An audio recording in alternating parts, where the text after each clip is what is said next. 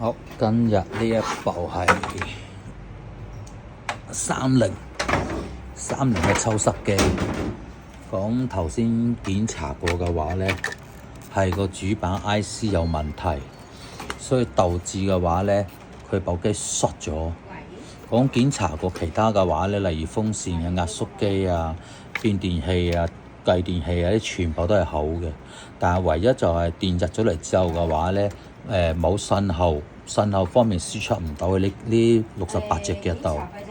係啦，咁就導致到嘅話呢，成部機都冇反應。講佢保險冇燒嘅，電咗係好嘅，樣樣都係好嘅。但係就電入咗嚟之後嘅話呢，部機就縮咗啦，乜嘢都冇。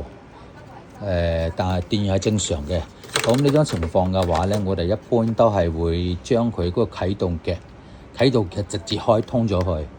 開通咗之後嘅話呢，咁佢就能夠自動打開。咁但係最唔好嘅地方嘅話，由於我哋已經繞過咗佢嘅控制，唔俾佢控制嘅話呢，咁就會導致到佢啲水滿咗唔會停。水滿咗唔會停，咁呢種情況嘅話呢，咁如果位置係夠嘅話呢，其實你可以加一個控制器呢個位置，加一個控制器呢個位置嘅話呢，就由呢個控制器去當啲水一滿咗嘅時候嘅話呢，咁呢嚿嘢佢就會自己關閉。關閉咗之後嘅話呢，意思就係斷咗電啦。斷咗電之後嘅話呢，部機就唔會喐噶啦，咁就可以實現得到水門停機嘅作用。咁當然啦，我哋係咁話俾你知啫，唔係叫你自己去整，因為裡面嘅線路結構嘅話呢，非常之複雜嘅。好似呢塊板咁樣嘅話呢，佢嘅電係由呢個位置、呢個位置入咗嚟之後嘅話呢，佢會經過裏邊嘅電容電阻 IC 啊，咁跟住由220嘅正負去輸出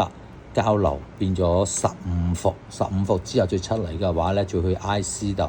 咁跟住最後嘅話呢，佢就會反饋到去呢個控制芯片度。呢個控制芯片嘅話呢，就會供電之後嘅話呢，就會經過呢個位置就打開咗之後嘅話呢，就會可以自動會導通晒裏邊嘅功能。所以就當呢個芯片一出問題嘅時候呢，情況就比較麻煩啦，就唔係咁容易搞。所以係咁講俾你哋大家聽得到、聽得明，但係當你要揾呢裏邊嘅線路嘅結構嘅話呢，就唔係咁簡單嘅。因為有時呢啲芯片嘅話呢，唔係你見得到成劈嘢咁企度，其實佢就唔係成劈嘢嘅，因為佢裏面有控制芯片、有程式啦，會靠程式驅動嘅。所以你睇下呢裏面咁多隻腳，係嘛？見唔見到每一隻腳裏面嘅話呢，就分佈去咗唔同嘅位置。所以係咁話俾你知，係可以講係實行，係啦。跳過咗線路板，唔要呢個 IC， 我哋直接係靠佢控制成部機嘅運作係可以嘅。